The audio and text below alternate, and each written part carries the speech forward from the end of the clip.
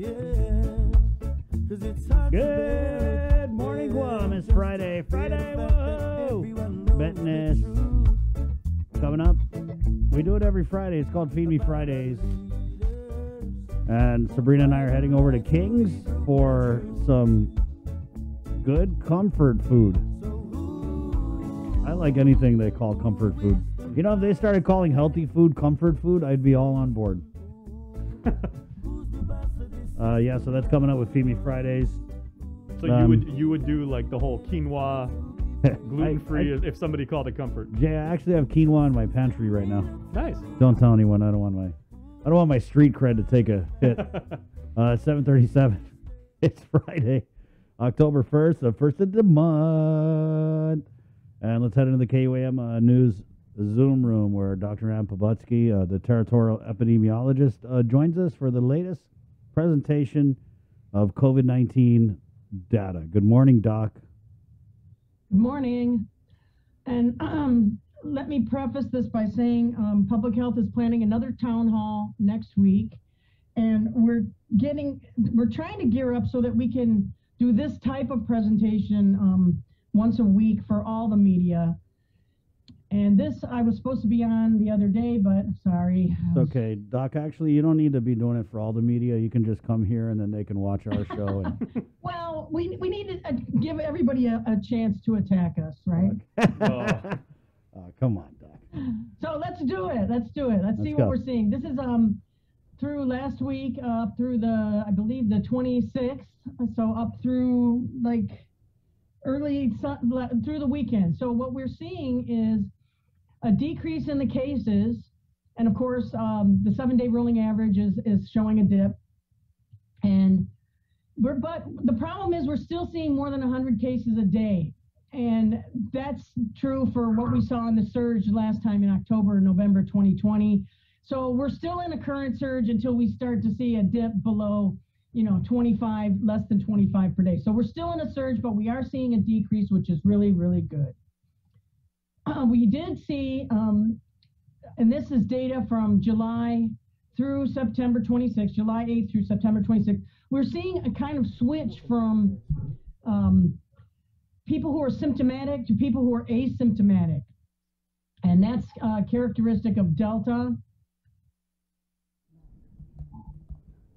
We've also seen our breakthrough cases still hovering around 30 to 40%, but it's less than what it was in July. It's still the majority of the cases are among the unvaccinated. Hospitalizations are showing a dip, which is good, but the ICU has not, suggesting that there's still severe cases in the hospital. And of course, deaths I'll get into a little bit later.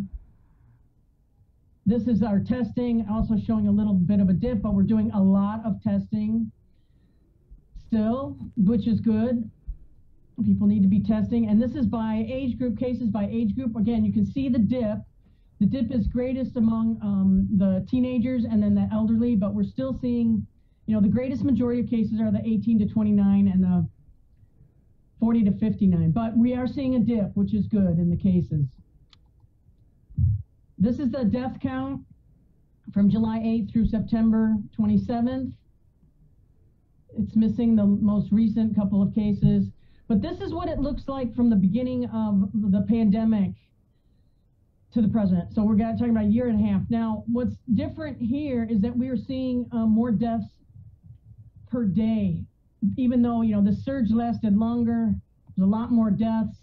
We were seeing more cases per day during this current surge. And of course, this hasn't let up. It's decreased slightly, but we're still seeing deaths. We're still seeing people dead on arrival to the hospitals. And I did have a chance to look at the chronic conditions and the causes of death. So in blue is the cause of death. And we're still seeing, this is a similar pattern to what we saw before. I've reported on this several times throughout the pandemic. Again, most people are dying of respiratory illnesses associated with COVID, like acute respiratory distress, followed by cardiovascular and or complications of COVID.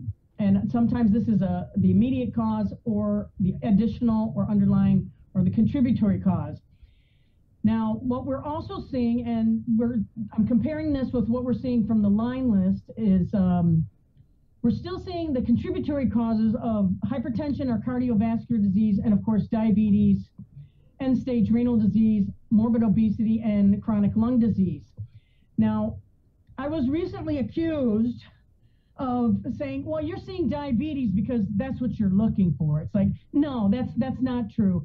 These causes of death are whatever's listed on the death certificate, whatever category it is, it's additive. We just count it up. So if an MD is not putting it there, it's not there. So we're seeing it because the MDs are putting it on the death certificate. We're also seeing it on the line list, and we're seeing more of it on the line list because not everything is a cause of death. It might just be a risk factor. So just to let people know that we're still seeing the same thing. We're seeing a little bit of I don't know if it's an uptick. We're just seeing, this is what we're seeing on the line list for comorbid conditions and for the cause of death. And it's still the same. It's morbid obesity, it's diabetes, it's end-stage renal disease, it's cardiovascular disease. Of course, people aren't dying of, but sometimes they are. It's a contributory cause of death.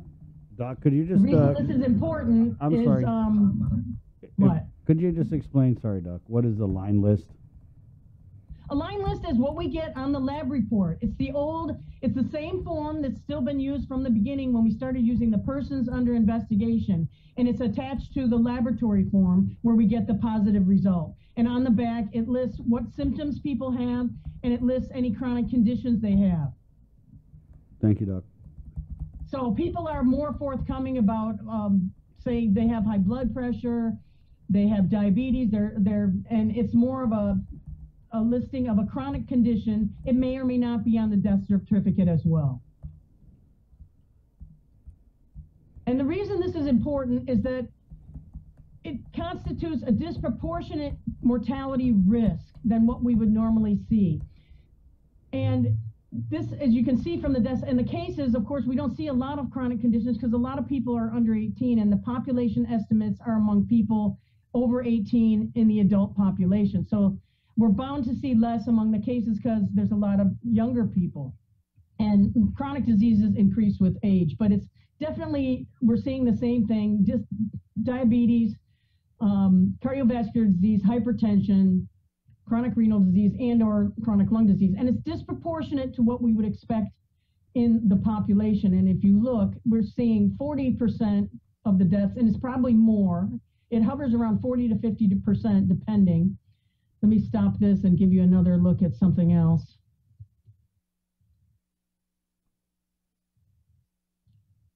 These are the population estimates for chronic diseases in the population. And I also have this, oops, I'm sorry, I have to share it, don't I? Let's look at this one. These are the estimates for diabetes for the population. As you can see here, diabetes does increase with age. So if you're older and you're more at risk, but it's still nowhere near 40%, but it's 40% among the deaths. And it's probably closer to 50% when you add it all up with the risk factors. So there's that.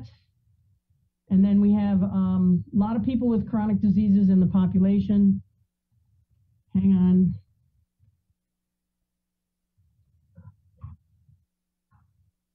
And this provides the estimate, not by age, but just in general, and then the population with chronic disease. And we're not alone. We just have higher obesity and diabetes because we're in the Pacific. Pacific Islanders are higher. One of the highest, I believe, is Nauru and American Samoa, but Guam's right up there too. So that's the update for this week. And we're going to have a town hall next week. And hopefully we're going to try and do this on a weekly basis, kind of an updated report. The problem is public health doesn't have cameras. The governor's office does. So we're working on how we can do this a little better. Let me know. It's all on our website. All of these reports are on our website. Okay. Doc, you know, you talked about cases declining. I didn't see the numbers, but how much of a decline are we talking about? Well, we were running a couple hundred a day, and now we're down to, don't know what the number was yesterday, 133, something like, I don't have the exact number in front of me. 144. But, so it's decreasing, but it's not at a level where we're out of a surge yet. Because, you know, back in March and April, we were seeing sometimes 0. We had a couple days where we didn't have any cases, or we had 6 or 7. We had the average has to go down really low for us to get out of this surge. Right, so we're still in the surge, but it is decreasing. So Sabrina Saul-Sventonani, good morning. Hi. No, I was just mentioning 25. That just seems so far off. Yeah, the context here is in Dr. Ann's data. She said that we'll be exiting this surge when we start reporting 25 cases a day and lower. Or less. Or less. Or less. And have that be sustained over weeks. But I'm not sure if we used the number 15 before, but we thought 25 is a good metric. Yeah, I mean, that'd be such a relief compared to 200, 144. Yeah, Doc, would you have maybe a conservative timeline of how long it would take to basically reduce our number of positive cases per day by a factor of 8? I don't know. I don't do, predictions. It really all depends on what the community is doing. And now we have a chance for the people who are most at risk to get boosters. We also have the chance to have people stop infecting each other. The other takeaway, in the previous report, I had looked at the dead on arrivals. And what we found with the dead on arrivals in the recent surge is that 75% of them did not even know they were infected. They were swabbed either the day they went in or the day they died, basically, if they were dead on arrival, the same day. And that means they didn't even know they were sick, and sometimes nobody else knew they were sick. So that's a concern. That's why we're continuing testing, and people need to get vaccinated, and especially if you're elderly, watch out for your symptoms and all of that. And continue the same thing. Wear the mask. You don't know if most people are now asymptomatic, most of the cases. That means you don't know who's got it and spreading it around. If they don't have any symptoms, they might not know it either. Doc, when you say most are asymptomatic, what is the breakdown? I showed you that just a moment ago. Hold on.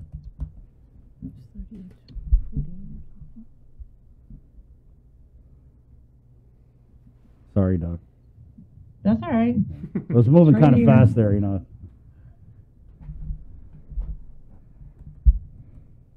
As you can see, we moved from July through now. In July and early August, it was still more asymptomatic cases. Now we're seeing more.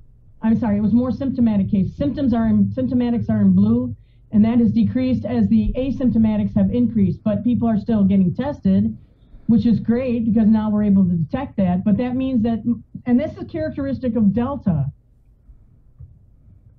So we have now the majority are asymptomatic cases. That means you don't know who's infected. So wear your mask. And who knows? You don't know. I don't know either. So it's better to keep wearing your mask, keep the social distancing going, don't have any big parties, etc. I don't even go out to eat anymore. Sorry, I don't. Me either. I'm too scared. I'm too scared. And I'm older. It's not like I'm a spring chicken here, I'm scared of it. My husband's older than I am. I'm scared for him. I don't want him to get it and die of this nasty virus.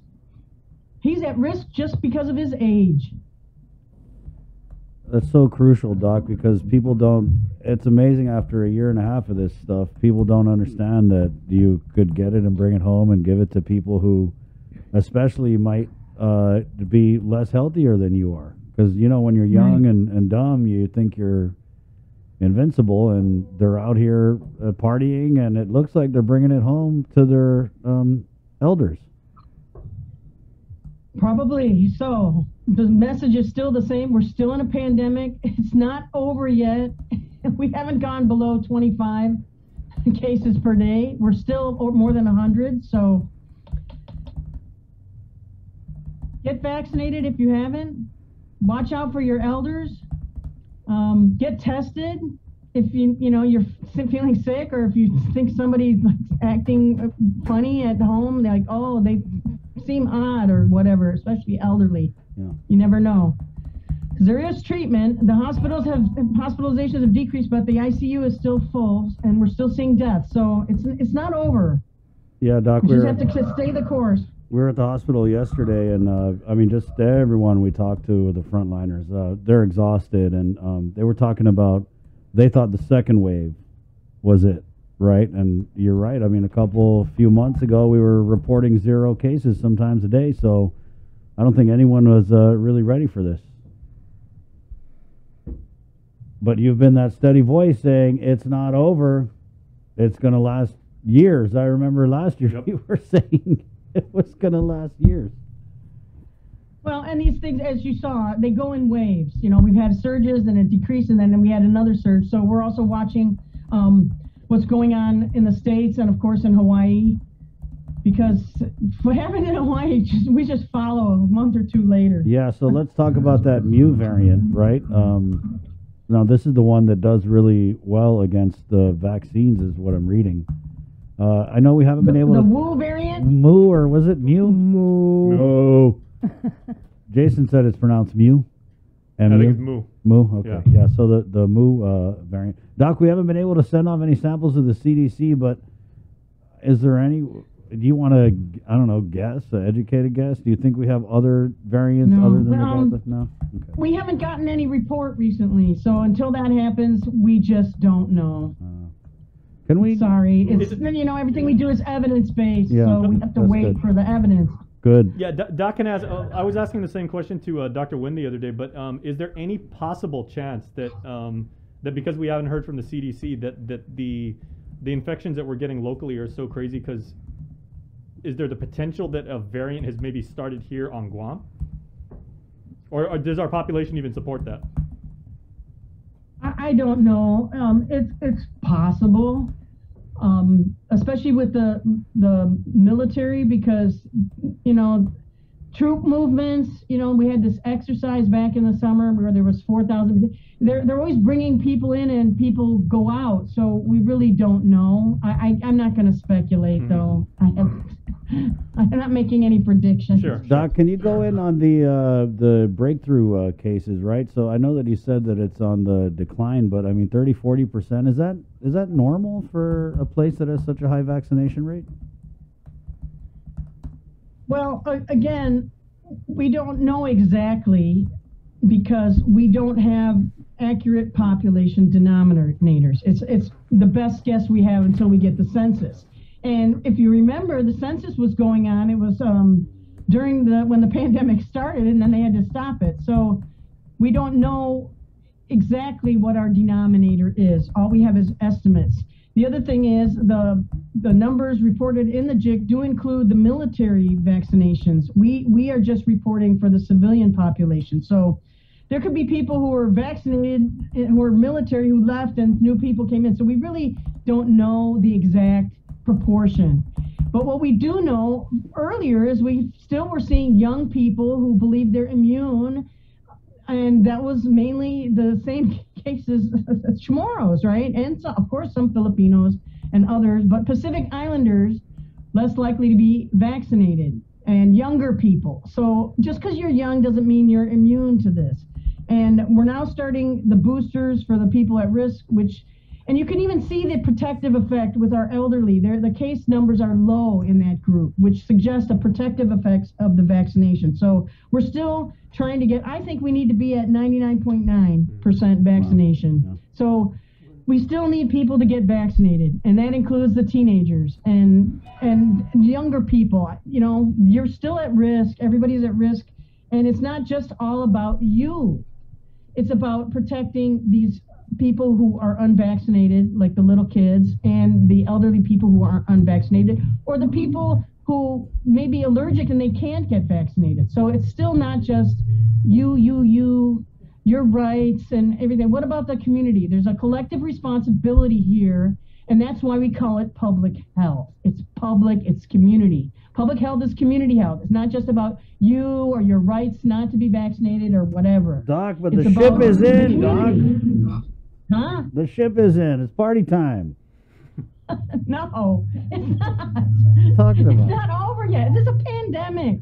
It's not just an outbreak. Like I said this before. It's not a little outbreak of dengue where we now have local cases. It's not just leptospirosis. It's a pandemic. It's not over. And if you look at the world, you know, the Philippines is right next door. They're still having a bad time over there. So, you know, the Philippines isn't open for people to go there, and the U.S. is still, the cases are decreasing there, but it's still a mess. Okay? So that we're still repeating the same messages. Sorry. I love you. You are the best. I wish we Okay, could I get you. gotta go. No, wait. Oh, okay. No, so What? you're saying when we get down to 25 cases a day or less, Sustained. Sustained. Yes. That will be the end of the surge. But what about, God forbid, beyond that, Doc? When we get it down to 25, is it just going to be the same thing? We still got to be doing the same things? Because it kind of seems... Well, good. things will change. I mean, people will be able to get boosters, the most at risk. If we can keep pushing that vaccination number up, you know, not just our military population, but the civilians, get it really up there, 90%. And we also have to see what happens with, you know, kids going back to school, and a lot of other things may happen. Like there's talk of a vaccine for the kids soon and all of that. So that's really our way out of it, is the vaccination.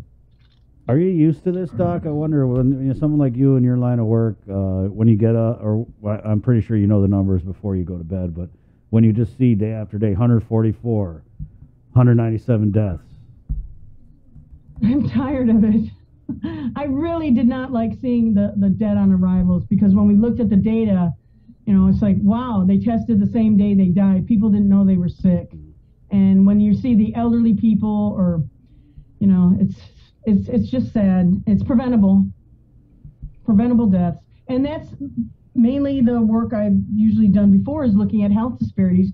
And the number one key measure of health disparities is premature mortality, dying before your time, and patterns related to that. So, well, if you guys are looking for a pick-me-upper this Friday morning, you came to the wrong show. Okay. Thanks. Now can I go? Doc, We're going to come to the town hall next week. There's going to be more information, and we're going to, again, try and do this somehow. When and what time are you planning on doing that, Doc? I do not know. I'll talk with the director's office, and it's a public health town hall again. Doc, and let me know again, if you we're need a trying shooter. to do this weekly, but the reports are all up on the website. And our website is new. You can actually scroll and look from the beginning of the pandemic to the present time, and it's beautiful. Take a look at what's going on the website. We got a comment here from Margaret Hattori Uchima, comments, and thanks, Dr. Pobutsky. Yes, this is about community health. Well, the beauty of community health, let me end with this, is that when you don't hear from us at Public Health, that means it's working. When you don't hear about the water supply being contaminated, that means it's not contaminated. Public health works the same way. When you don't hear from us, that means public health is working. When you don't hear about an outbreak or an epidemic or a pandemic. So, well, there you go. That's it. Thanks, Doc. Have a great weekend. Take no care, parties. Doc. Right on. Dr. Ann Pobutsky. It is 8 o'clock.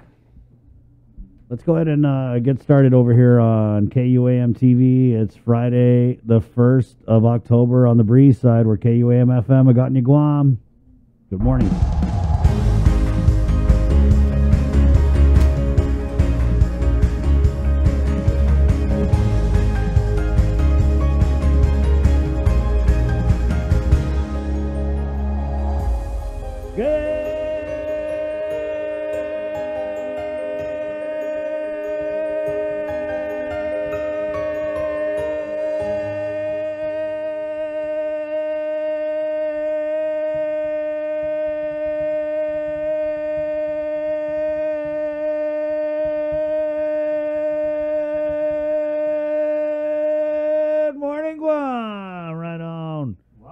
Hi, Bree. Speaking about sustained, Good morning, guys. that was a nice extended note there. Thank you, Jay.